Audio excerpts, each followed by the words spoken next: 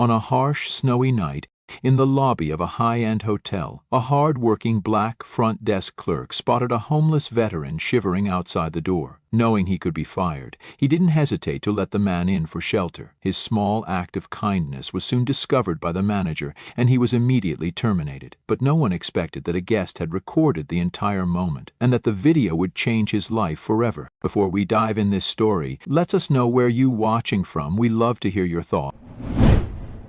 The wind screamed against the glass doors of the hotel like it was trying to claw its way in. Snow swirled under the parking lot lights, blinding white and endless. Inside the Maple Ridge Inn, things were still. A dim yellow glow hummed over the lobby's polished floors, and the ticking of the wall clock echoed in the emptiness. Marcus Johnson sat behind the front desk, his elbows resting on a stained leather logbook. He flipped the pages even though he had nothing to write. The hotel was nearly empty tonight. Only 4 rooms checked in before the storm buried the roads. The news said it would be the worst snowstorm in a decade. Marcus believed it. He glanced at the clock again. 12:30. His shift wouldn't end until morning.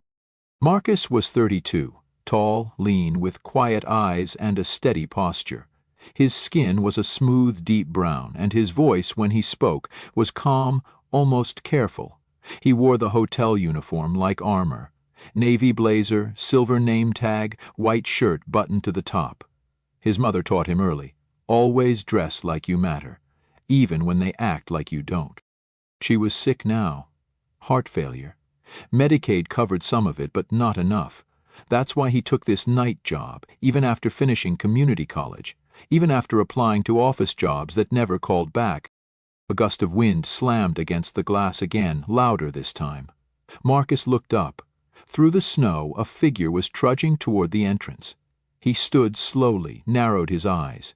The man was hunched over, both hands gripping the straps of a worn-out duffel bag. His coat was army green, frayed at the sleeves and covered in snow. He moved like every step was a fight. Marcus stepped around the desk and walked to the doors.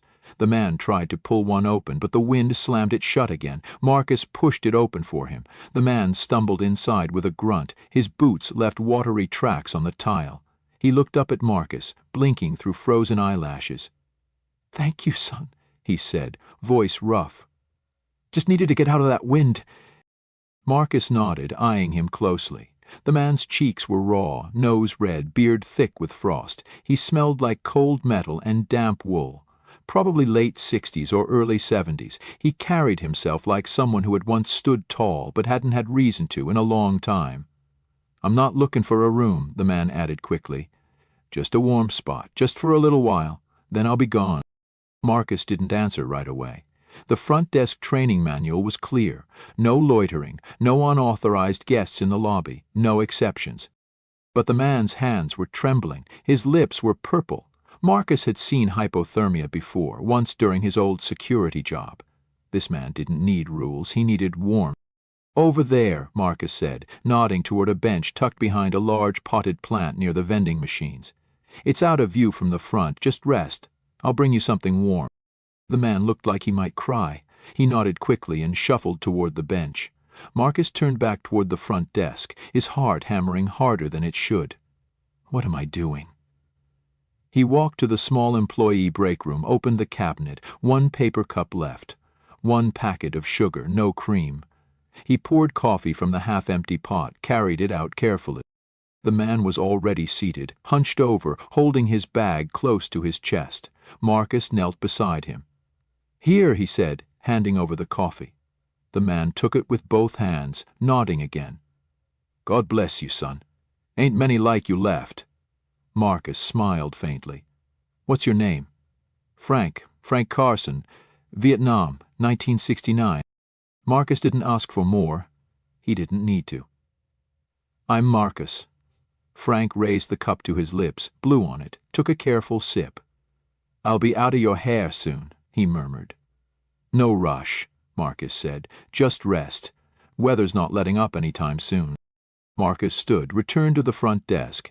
He pulled up the camera feed. The angle didn't catch the bench. That was good. He sat back down, tried to look busy.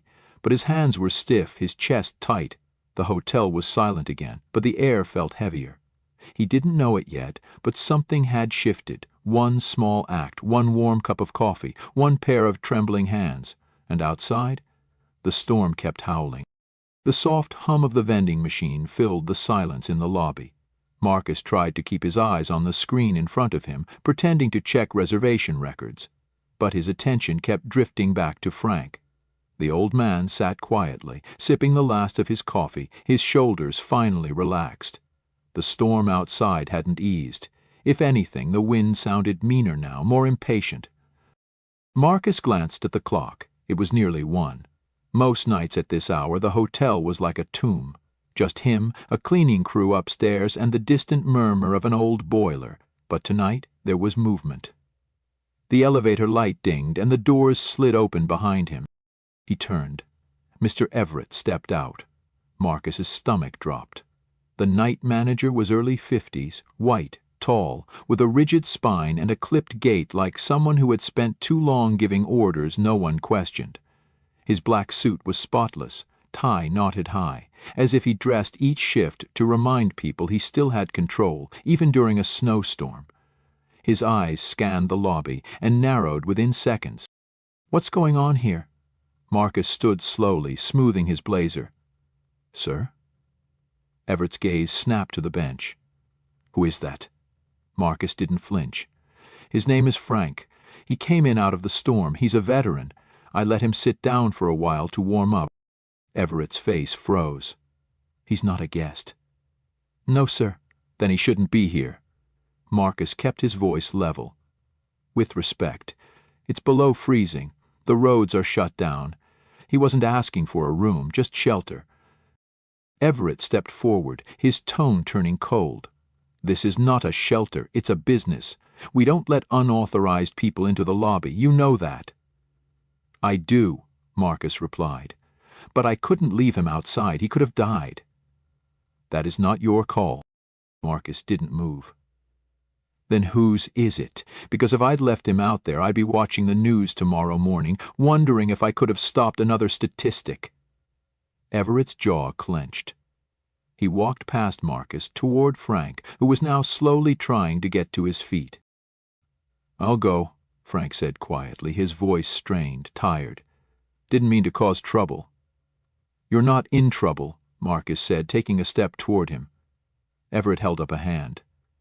"Mr. Carson, you need to leave immediately. This is private property." Frank nodded, eyes downcast. He reached for his bag, knees shaking. Marcus stepped between them. "He's not in shape to go out there, not in this storm. Give him an hour, that's all I ask." Everett's voice rose, sharp and final. "You're done here." Marcus blinked. "Excuse me?" "You're relieved of duty. Turn in your badge. I'll notify HR in the morning." "You're firing me."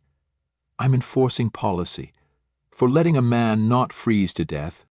Everett turned, walking back toward the elevator. "I won't argue with someone who doesn't understand liability." Marcus stood there, pulse thudding in his ears. He could feel the heat in his chest, the kind that comes not from fear but from being pushed too far, too fast. He wanted to shout, to slam his fist on the desk, to ask Everett what kind of man throws someone into the snow just to prove a point. Frank reached for his arm. "Let it go, son. Ain't worth it." But Marcus didn't let go of anything. He walked over to Frank, lifted the duffel bag for him, and wrapped an arm around his shoulders. "Come on. We'll wait in the staff area. No cameras back there." Everett turned. "If you escort him anywhere else on this property, I'll call the police." Marcus stared at him. "Do it." Silence. Upstairs there was a faint noise, a creak on the mezzanine. Neither man noticed the guest standing quietly at the railing, phone held in both hands. The recording had already begun. And as Marcus helped Frank to the door, holding it against the fury of the snow outside, Everett stayed behind, breathing heavy, jaw locked. He thought the story ended there, but it hadn't even begun. The next morning, the snow still blanketed the town like a punishment. Power lines drooped with ice, streets were silent except for the hum of snowplows pushing through drifts. Inside a modest apartment on the west side, Marcus sat at his mother's kitchen table, staring at a mug of tea he hadn't touched. His coat was still damp, and his hands wouldn't stop shaking. Not from cold, but from what had happened. His mother, Gloria Johnson, moved slowly behind him, wearing her thickest cardigan and a calm expression she didn't really feel. "You're not a criminal, Marcus," she said gently, setting a plate of toast in front of him. "You did what was right." "I lost my job, Mama," Marcus replied, voice low. "That was our rent." She sat across from him and reached for his hand. "Maybe what you lost wasn't worth keeping." He didn't answer. He couldn't. Not when every part of him was still burning from the way Mr. Everett looked at him, like a problem to be dealt with. Not when Frank had disappeared into the storm, no coat, no address, just gone. Marcus had tried to sleep, but every time he closed his eyes, he saw Frank's hunched figure stepping back into the snow, heard Everett's voice telling him he was done, felt the sick twist in his gut when he realized none of it had mattered to them. At 9 o'clock, Marcus's phone buzzed. Unknown number. He ignored it. A few seconds later, it buzzed again. Then again. Then a text came in. "You're on Twitter." Marcus frowned. He opened the message. It was a link. He clicked it. And everything changed. The video was less than 2 minutes long. It started with Marcus helping Frank to the couch, handing him the coffee, kneeling beside him. The shot was shaky but clear enough. The woman filming had stayed hidden behind the railing upstairs, recording without a sound. Marcus had no idea she had even been there. Then Everett entered. The audio wasn't perfect, but his words rang out clean. "You're relieved of duty. I'm enforcing policy. This is not a shelter." The video ended with Marcus lifting Frank's bag, arm around the old man's shoulder, leading him to the door while Everett threatened to call the police. The caption read, "This man was fired for helping a veteran during a snowstorm. Are rules really more important than humanity?" By 10 a.m., the video had over 70,000 views. By noon, it passed 200,000. By evening, it was on national news. Marcus sat frozen on the couch as a news anchor's voice played over a screenshot of his face. Outrage is growing after a hotel employee was reportedly fired for allowing a homeless veteran to escape a deadly snowstorm. They even found Frank's name, Frank Carson, and confirmed his service in Vietnam, a retired Marine, honorably discharged, no family. People were furious. Comments poured in by the second. "This man deserves a medal, not a pink slip. Shame on that hotel. Where is Frank Carson now? Let's find him." The hotel, caught off guard by the backlash, posted a short statement. "We are aware of the incident involving an employee and are conducting a full internal review." But it was too late. Hashtags trended. Journalists called. Someone created a GoFundMe for Marcus. It raised $5,000 in 4 hours. And then came the email that made him pause. Subject line, "We saw what you did. We want to talk." It was from Hope Rise Foundation, a national nonprofit focused on veteran housing and crisis intervention. They didn't just want to thank him. They wanted to offer him a position. Marcus stared at the screen, not moving, not breathing. His mother stood behind him, hand on his shoulder. "They saw you, baby. They finally saw you." And in that moment, for the first time since he stepped out into the snow with Frank, Marcus allowed himself to feel it. Not fear, not anger, but something else. Something warmer. Hope. Marcus sat in the same chair for over an hour, staring at the email like it might vanish if he looked away. The apartment was quiet except for the slow drip of melting ice outside the window. His mother moved quietly in the kitchen, giving him space, knowing better than to ask questions too early. He read the message again. "We saw what you did. We'd like to speak with you about an opportunity at Hope Rise Foundation. We believe in turning action into change. If you're open, let's talk." He had heard of Hope Rise before, a nonprofit that built temporary housing for veterans, ran job placement programs, and lobbied for housing reform. They weren't some feel-good side project. They were serious, national, respected. The idea that they were reaching out to him, a night desk clerk who had just been fired, felt almost too big to touch. He didn't respond right away. Part of him didn't trust it. The world didn't just offer you a second chance wrapped in kindness. It usually came with a string or a catch, or a quiet humiliation waiting just under the surface. Still, he clicked. 2 hours later, his phone rang. "Monsieur Johnson, this is Camille Herrera. I'm the director of programs at Hope Rise. First, let me say, we saw the video. We saw you and what you did. It moved us." Her voice was clear, steady, professional but kind. Marcus's hand gripped the phone tighter. "I appreciate you saying that," he said carefully. "I imagine the last few days have been overwhelming," Camille continued. "But I won't waste your time. We're expanding our winter response initiative. We need someone with compassion and backbone, someone who doesn't wait for permission to do the right thing." Marcus said nothing. He could feel his heart beating faster, could hear the echo of Everett's voice in his head. "That is not your decision to make. We'd like to fly you to D.C., she said. "Talk in person, show you what we're working on. If it's a fit, we'll offer you a full-time role." "What kind of role?" Marcus asked, voice barely above a whisper. "Director of Community Engagement. You'd oversee partnerships, train hotel liaisons, develop crisis protocols for winter emergency shelters. It's a lot, I won't lie, but we think you have the heart for it." Marcus leaned forward, resting his elbow on the kitchen table. "Why me?" I was just trying to help someone." "That's exactly why. We have policies. You showed us purpose." He didn't answer right away. There was a lump in his throat that wouldn't move. "We'll handle travel," she added. "Take the night to think about it. Let me know in the morning." After the call ended, Marcus sat in silence. His mother finally spoke. "That was the woman from the email?" He nodded slowly. "Well," she said, "what did she say?" "She offered me a job," he said. "In D.C. Big one." Gloria raised an eyebrow. "You going?" "I don't know." She walked over and sat across from him, same way she did when he was 12 and afraid of disappointing everyone. Her voice was soft. "Baby, you think this storm only came to knock you down, but sometimes storms make things visible you'd never see in the sunlight." He looked at her, the corners of his mouth pulling upward slightly. "You always talk in riddles when you're trying not to cry." She laughed through her nose and wiped her cheek. "You helped that man, Marcus. You reminded people they still have a soul. You think that ain't worth something?" He paused. "What if I mess it up? What if I'm not what they think I am?" "You didn't do that for a camera. You didn't do that to be famous. You did it because it was right. That's all they need." He exhaled, long and heavy. The weight of doubt had been sitting on his chest since the moment Everett said the word "fired." But it was changing now. There was room to breathe. That night, he barely slept.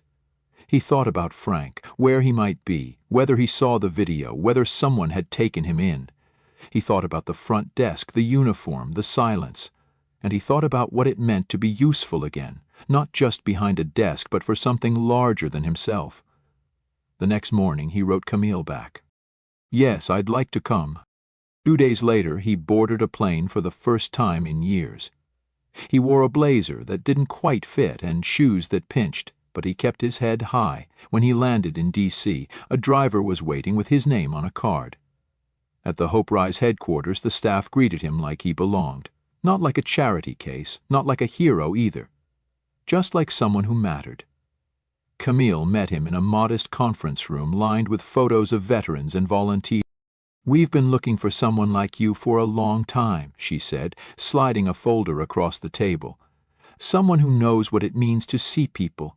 Inside the folder was an offer letter, salary, benefits, travel support, a clear mission. Marcus closed the folder and looked at her. "You really think one act like that means I'm qualified for all this?" "No," Camille replied.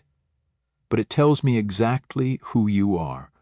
He sighed, not because he felt ready, but because he finally believed maybe, just maybe, he was. 1 year later, the storm came again. Not the same storm, not the same hotel, but the same biting cold, the same warnings across local news. Severe winter conditions expected. shelter in place, stay off the roads unless absolutely necessary. But this time something was different. Marcus Johnson stood at the front of a large conference hall in Washington, D.C., facing an audience of hundreds. Behind him, a screen displayed the words, "Winter Splash Initiative, 1 year later." The room was warm, filled with non-profit leaders, hotel partners, city officials, and volunteers from across the country. Some had flown in just that morning. Others had driven through sleet to be here. Marcus adjusted the microphone. His blazer fit better now. So did the roll. "When I was fired for letting a man sit inside a warm hotel lobby during a snowstorm," he began, "I didn't expect anyone to notice. I thought it would just be one more quiet injustice that disappeared into the night." He paused, looking out over the crowd. The room was silent. But someone did notice. A guest, a phone, a decision, and then a flood of people asking the same question. Why are we punishing compassion? A few heads nodded. Some in the crowd already knew the story. Others had only heard bits. Marcus continued. "Frank Carson, the veteran I helped that night, was found a week later by a local outreach team. He was taken to a shelter, given medical care, and reunited with a sister he hadn't seen in over 20 years. He's living in Colorado now. Says the weather's better." Soft laughter rippled through the audience. Marcus smiled. But here's what matters most.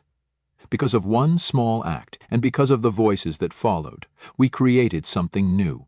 We partnered with over 600 hotels across 20 states. We built a hotline for emergency winter placements. We trained staff to act without fear of punishment. We rewrote the script. He stepped away from the mic for a moment, letting the weight of it settle. Then he turned to the side of the stage and nodded. A staff member opened the door. Frank Carson walked in slowly, cane in hand, wearing a dark gray coat and a bright yellow pin on his lapel that read, "Hope lives here." The room stood up in waves. Applause broke like thunder. Frank waved once and moved carefully to the stage, where Marcus helped him up the last step. Frank leaned into the mic, voice scratchy but strong. "I don't got much to say, 'cause Marcus already said it better than I ever could. But I'll say this. A year ago, I thought I was going to die in the snow. Now I'm standing here looking at people who made sure no one else has to feel like that again. That matters." He turned to Marcus, eyes glossy. "You saved more than me, son." Marcus didn't reply. He simply reached out, shook Frank's hand, and pulled him into a firm embrace. Cameras flashed. The applause returned, louder now, not just for Frank or Marcus, but for the idea that something had changed, and that it came from someone who once stood alone in a quiet lobby, choosing humanity over rules. Later that evening, Marcus stood by a window on the top floor of the foundation building, looking out at the snow beginning to fall again. Behind him, Camille stepped up with a glass of tea. "You pulled it off," she said. "I didn't pull off anything," Marcus replied. "People showed up, people listened." She tilted her head. "You gave them something worth listening to." He didn't argue. He just kept looking out at the snow. Somewhere out there, maybe tonight, someone else would open a door instead of turning someone away. Maybe a night clerk would see a man shivering and remember this story. Maybe they wouldn't be afraid to make the right call. He thought of Mr. Everett sometimes. Word got around that the hotel had issued a formal apology, changed management, and signed on to the Winter Response Partnership. Marcus never reached out. He didn't need to. The work spoke for itself. Before he left that night, Marcus walked past the wall where the foundation displayed the names of key contributors. Among the plaques and portraits, there was a framed photo, just a still from the video that had started it all. In it, Marcus knelt beside Frank, offering a cup of coffee with both hands. No spotlight, no cameras, just a moment of quiet courage. At the bottom of the frame were 5 words: "Compassion doesn't need permission." And this time, the world had listened. Join us to share meaningful stories by hitting the like and subscribe buttons. Don't forget to turn on the notification bell to start your day with profound lessons and heartfelt empathy.